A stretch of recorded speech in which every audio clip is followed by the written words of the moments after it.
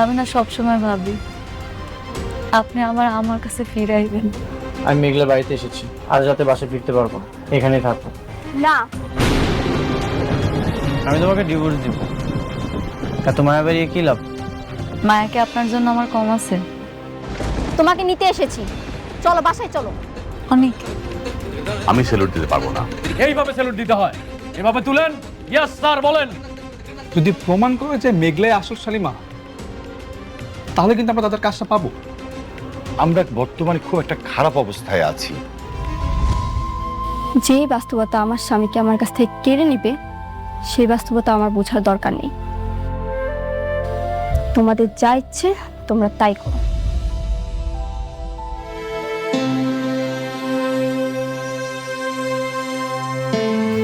অনেক, তুমি বৃষ্টির কথায় মনে কিছু করো না। আমার কাছে মনে হচ্ছে যে তোমার এখন উচিত সালিমা বিল্ডার্স গ্রুপের সাথে লেগে থাকা। তোমাকে খুঁজে বের করতে হবে সালিমা বিল্ডার্স গ্রুপের আসল মালিক কে।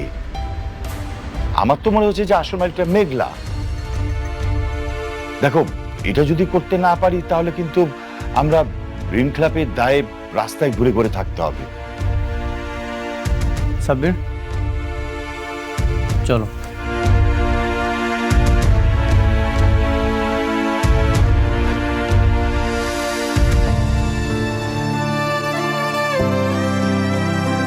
ম্যাডাম, ম্যানেজার আঙ্কেল, আমি তো ওখানকার চাকরিটা ছেড়ে দিচ্ছি ম্যাডাম। কি কইতেছেন? জি ম্যাডাম।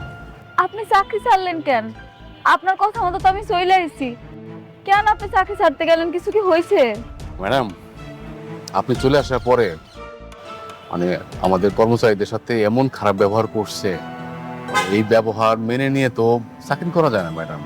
তাই নিজের মান সম্মান রাইখে ওখান থেকে চলে এসেছি ম্যাডাম। ম্যাডাম, একটু করেন ম্যাডাম।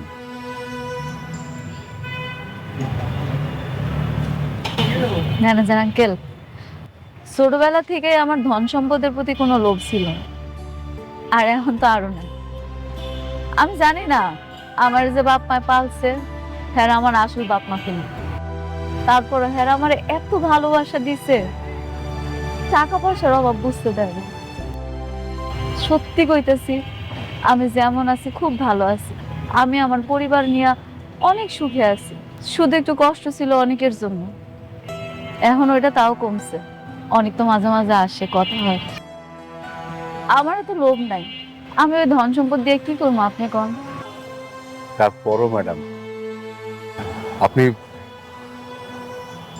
শাকের চৌধুরী এত কষ্ট করে তিল তিল করে গড়া এই কোম্পানি এইভাবে চোখের সামনে ধ্বংস হয়ে যাবে ম্যাডাম। আমার কাছে কেন যেন প্রথম থেকে মনে হইতেছিল যে কোথায় যেন একটা ঘাপলা আছে ম্যাডাম। আপনি কাজ করেন না, আপনি আপনি শুধু আমার সাথে একটু থাকেন, আমি এই যে সত্যটা উদ্ঘাটন করবই। আমি চাই না যে আমার চেয়ারম্যান স্যারের সম্পত্তিটা এইভাবে তিলে তিলে ধ্বংস হয়ে যায়। না না ম্যানেজার আঙ্কেল, তা কি কইরা হয়? এখন তো সব প্রমাণ হয়েই গেছে। আমি যদি এখন কিছু করতে যাই হিতে বিপরীত হইব। দরকার কি, যেটা যেমন আছে চলুক না। ম্যাডাম, আপনার অনাগত সন্তানের কথা ভেবে একবার একটু চেষ্টা করে দেখেন। আপনি কি চান না যে আপনার যে সন্তান পৃথিবীতে আসতেছে, পৃথিবীর মুখ দেখতেছে, ও একটু ভালোভাবে বাঁচুক, স্বাচ্ছন্দ্যে বাঁচুক? আপনি সারাটা জীবন কষ্ট করছেন, আপনার সন্তানও কি তাই করবে? এটা কি আপনি চান ম্যাডাম? এটা কোনো বাপ মা চায়? না, এটা কোনো বাপ মা চাইবো কেন? আমিও চাই না। সব বাপ মাই চায় তার সন্তান ভালোভাবে বড় হোক। এখন আমার সন্তানের ভাগ্যে আল্লাহ যা রাখছে তাই তো থাকবো, তাই না? জোর করে কি কিছু আদায় করা যায়?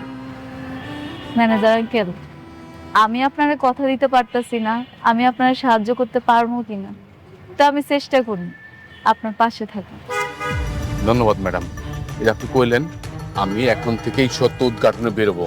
আপনার যখন যে সহযোগিতার দরকার আপনি খালি একটু সহযোগিতা করেন, আমি সত্যটা উদ্ঘাটন করবই। আমি প্রমাণ করে ছাড়বো যে ওই মেয়ে শাকের চৌধুরীর মেয়ে না। ভালো থাকুন ম্যাডাম, আমি আসি। ভালো থাকি। ম্যাডাম।